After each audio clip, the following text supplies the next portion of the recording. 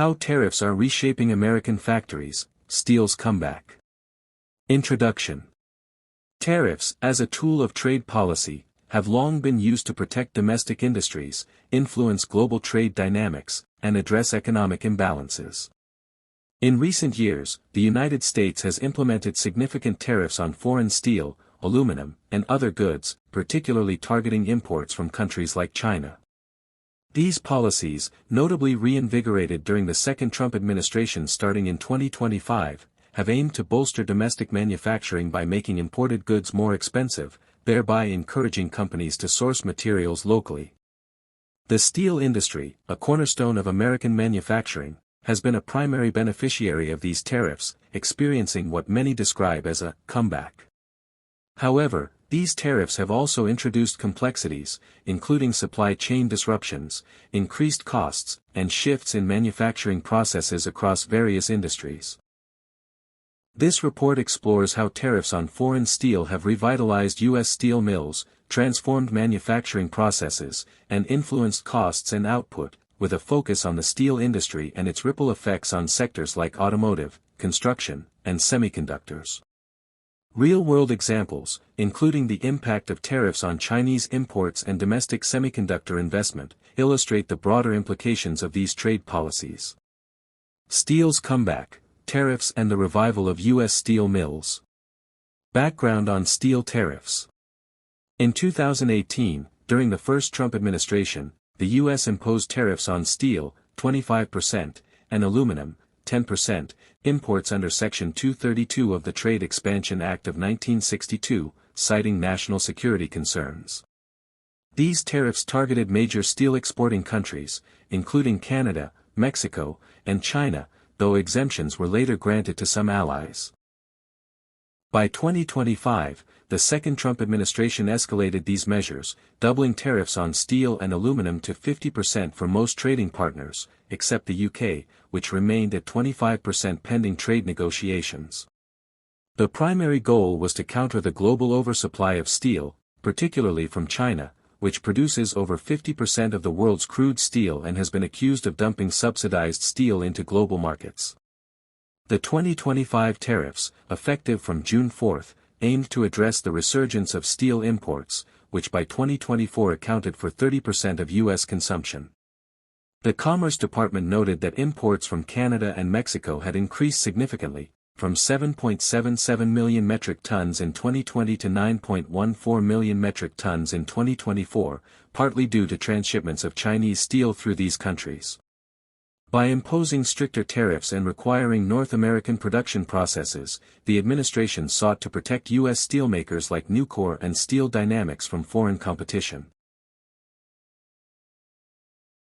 Impact on U.S. steel production.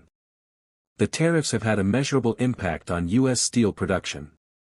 Following the 2018 tariffs, U.S. steel capacity utilization rose to 83% by 2019, up from 74.4% in early 2025, according to the American Iron and Steel Institute. Domestic steel production increased by 6 million metric tons between 2017 and 2019, and over $10 billion was invested in new and modernized steel mills. Companies like U.S. Steel restarted idled furnaces in Pennsylvania, and Nucor expanded its operations in states like Ohio and Kentucky. In 2025, the doubled tariffs are projected to further boost domestic production. Analysts predict a 15 to 20% increase in hot-rolled coil steel prices within 6 months, generating an additional $4 billion in annual revenue for major U.S. producers. For example, Nucor's stock rose 12% in the first quarter of 2025, reflecting investor confidence in tariff-driven profitability. Steel Dynamics announced plans to open a new mill in Texas, expected to add 1.2 million metric tons of annual capacity by 2027. These developments underscore the tariffs' role in incentivizing domestic investment and production. Case study: U.S. Steel in Pennsylvania. A prominent example of the steel industry's revival is U.S. Steel's Mon Valley Works in West Mifflin, Pennsylvania. In 2018, tariffs enabled the company to restart 2 blast furnaces that had been idled due to low-cost imports. By 2025, the doubled tariffs prompted U.S. Steel to invest $1.5 billion in upgrading its facilities, including advanced electric arc furnaces to improve efficiency and reduce emissions. The company reported a 10% increase in output and hired 300 additional workers in 2025, bolstering local economies in swing states like Pennsylvania. However, challenges remain, as the plant's reliance on specialized steel products, some of which are not fully available domestically, has led to supply chain adjustments and higher costs. Challenges and limitations. While tariffs have spurred investment, their long-term efficacy is debated. The 2018 tariffs initially boosted capacity utilization, but by 2024, import surges from exempted countries like Canada and Mexico eroded these gains. The 2025 tariffs aim to close these loopholes, but global excess capacity, projected to reach 630 million metric tons by 2026, remains a challenge. China's steel subsidies, estimated to be 5 times higher than those of non-OECD countries, continue to flood global markets, indirectly affecting U.S. producers through transshipments. Moreover, the tariffs have increased domestic steel prices, with the U.S. hot-rolled coil benchmark reaching $900 per ton in 2025, nearly double the world export price of $450. This price disparity strains downstream industries reliant on affordable steel. Transformation of manufacturing processes. Supply chain disruptions. Tariffs on foreign steel have significantly disrupted global supply chains, particularly in industries with highly integrated networks like automotive and construction. The US, Canada, and Mexico, under the USMCA, had developed a seamless supply chain where auto parts crossed borders multiple times during manufacturing.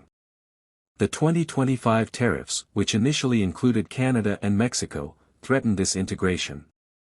For instance, Ford's Kentucky truck plant, which sources 40% of its steel from Canada, faced $120 million in retooling costs and 9-month lead times to transition to U.S. suppliers.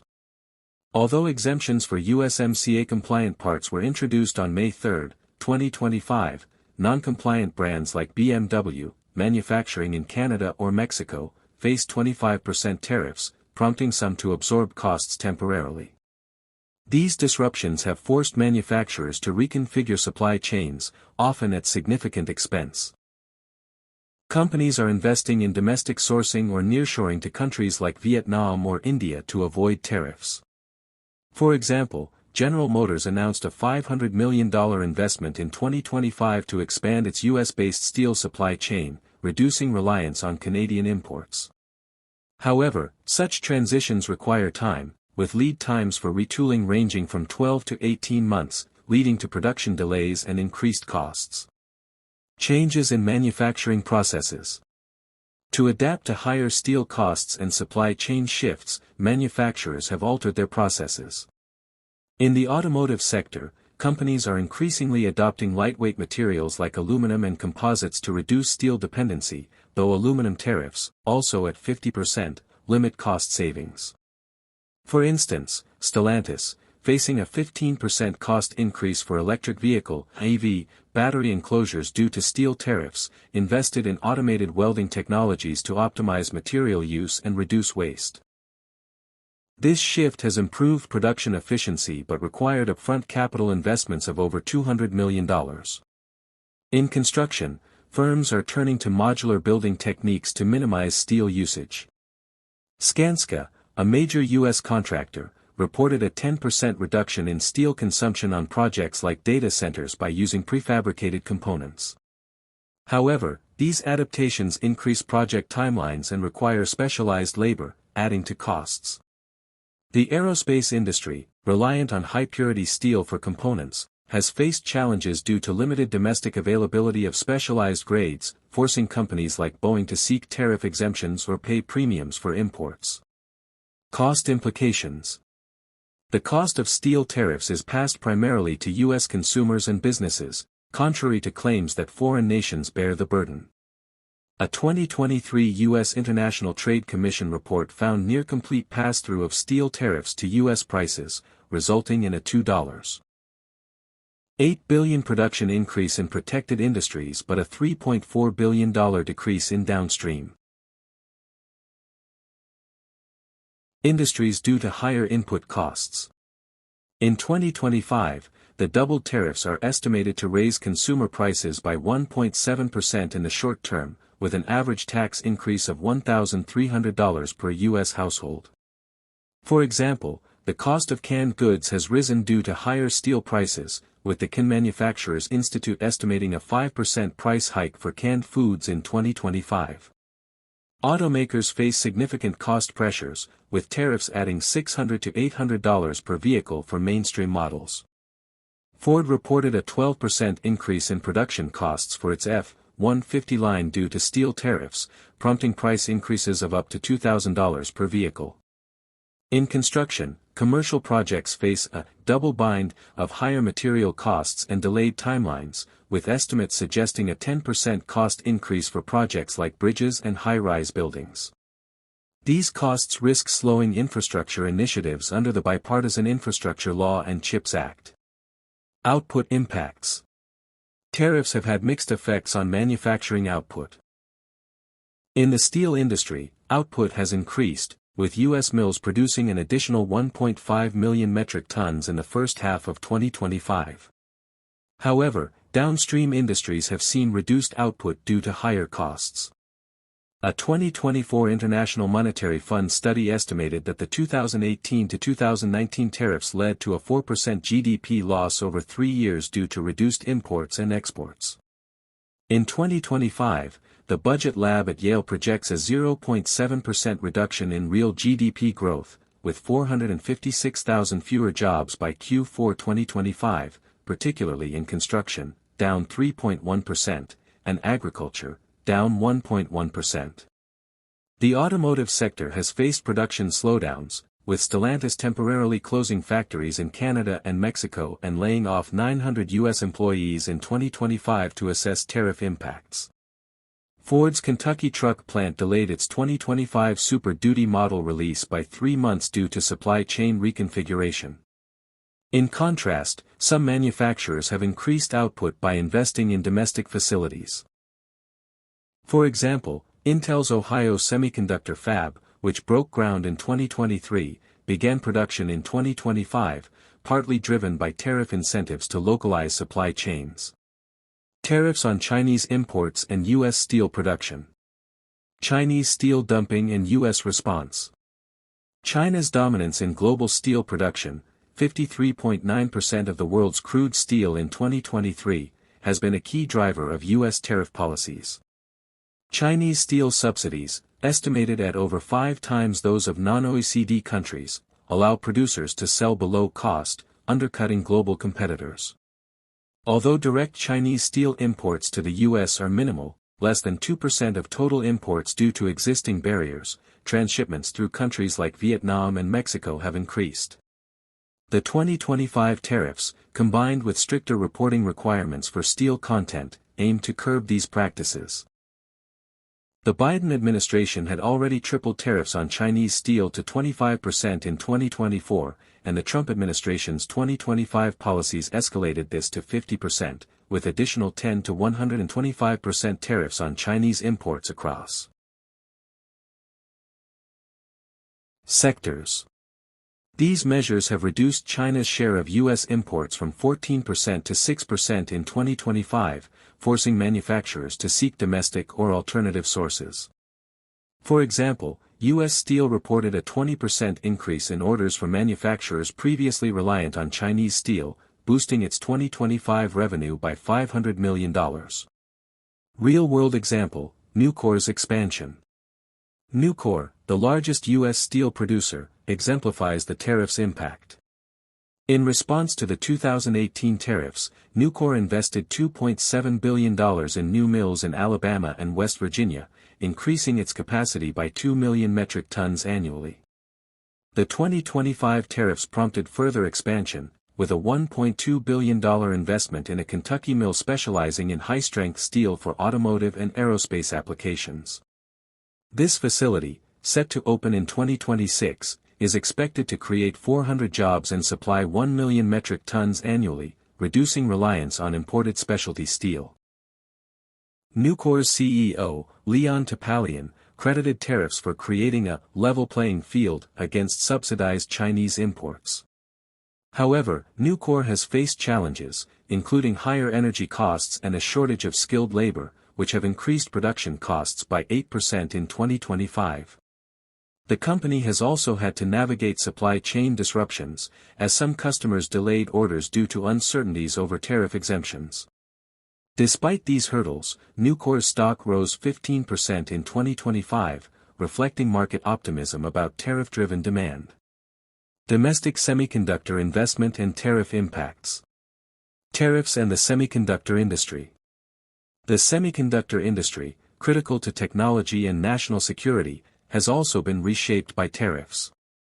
In 2025, the Trump administration announced 25% or higher tariffs on semiconductors and related equipment, targeting imports from China, Taiwan, and South Korea.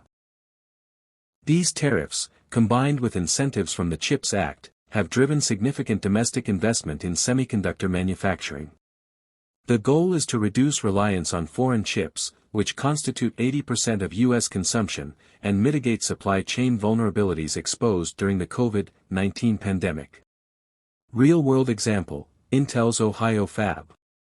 Intel's $20 billion semiconductor fabrication plant in Ohio, which broke ground in 2023 and began production in 2025, is a direct beneficiary of tariff policies and CHIPS Act funding. The plant, designed to produce advanced chips for AI and automotive applications, is expected to create 3,000 jobs and reduce U.S. dependence on Taiwanese and South Korean chips. Tariffs on Chinese semiconductors, which reached 104% in 2025, have incentivized companies like Intel to localize production, as importing chips has become cost-prohibitive. Intel reported a 10% cost advantage for domestically produced chips compared to tariffed imports in 2025. However, tariffs have increased costs for raw materials like high-purity quartz, critical for semiconductor production. Hurricane Helene's disruption of quartz mines in North Carolina in 2024 exacerbated these challenges, forcing Intel to pay 20% higher prices for domestic quartz. Despite these costs, the Ohio fab's output is projected to double by 2027, supported by $8 billion in CHIPS Act grants. Broader impacts on tech supply chains. The tech sector faces significant challenges from tariffs. Apple, which assembles most iPhones in China, faced 25% tariffs on its products until a temporary exemption was granted on April 14, 2025. This prompted Apple to accelerate plans to diversify manufacturing to India and Vietnam, with a $1 billion investment in a new Indian facility. Similarly, Samsung, a major supplier of chips to U.S. companies, has increased U.S. investments but struggles with higher costs for imported components. These shifts illustrate how tariffs are reshaping global tech supply chains, encouraging domestic production but raising costs and complexity. Broader economic and industry impacts. Automotive industry. The automotive sector, heavily reliant on steel, 54% of vehicle weight, has been particularly affected by tariffs. The 25% auto tariff introduced on April 3, 2025, and the 50% steel tariff have increased production costs by $600 to $800 per vehicle. General Motors, facing a 12% cost hike for its Silverado line, passed $1,500 of the increase to consumers, contributing to a $4,711 average car price increase in 2025, according to economist Arthur Laffer. The temporary rebate on USMCA-compliant parts, 3.75% of MSRP through 2026, has mitigated some costs, but non-compliant manufacturers like BMW face ongoing challenges. Construction industry. The construction sector, a major steel consumer, faces higher costs and project delays. The doubled steel tariffs have increased material costs by 10% for projects like bridges and data centers. Skanska's $500 million data center project in Texas saw a 15% cost overrun due to steel price hikes, delaying completion by 6 months. The industry has responded by adopting modular construction and alternative materials, but these adaptations require significant investment and retraining. Retaliatory tariffs and global trade. U.S. tariffs have prompted retaliatory measures from trading partners. Canada, the largest supplier of steel and aluminum to the U.S., imposed a 25% surcharge on U.S. electricity exports before negotiations led to a 6-month tariff pause in 2025. Mexico threatened retaliatory tariffs on U.S. agricultural goods, while the EU imposed duties on $2.8 billion of U.S. products in response to earlier tariffs. These retaliations risk reducing U.S. export competitiveness, particularly in agriculture and spirits, which employ 1.7 million workers. Economic implications. The Budget Lab at Yale estimates that 2025 tariffs will reduce U.S. GDP by 0.4% in the long run, equivalent to $110 billion annually, with exports falling 15.5%. While manufacturing output is projected to grow by 2.5%, sectors like construction and agriculture face contraction. Consumer prices are expected to rise by 1.7%, with tariffs costing households $1,300 annually. These economic trade-offs highlight the complex balance between protecting domestic industries and maintaining affordability. Conclusion. Tariffs on foreign steel have undeniably contributed to a comeback for U.S. steel mills, with increased production, investment, and job creation. Companies like Nucor and U.S. Steel have capitalized on higher prices and demand, expanding capacity and modernizing facilities. However, these benefits come with significant costs, including supply chain disruptions, higher manufacturing costs, and reduced output in downstream industries like automotive and construction. The semiconductor industry, spurred by tariffs and CHIPS Act incentives, is also seeing domestic growth, as evidenced by Intel's Ohio fab, but faces challenges from rising material costs. The broader economic impact of tariffs remains contentious. While they protect domestic producers, they raise consumer prices, provoke retaliatory tariffs, and risk economic contraction. Real-world examples, such as Ford's supply chain retooling and Skanska's cost overruns, illustrate the trade-offs. As global trade dynamics evolve, U.S. manufacturers must navigate these challenges through innovation, diversification, and strategic investments. The steel industry's revival is a testament to the power of tariffs to reshape markets, but their long-term success depends on addressing the underlying issues of global overcapacity and supply chain resilience.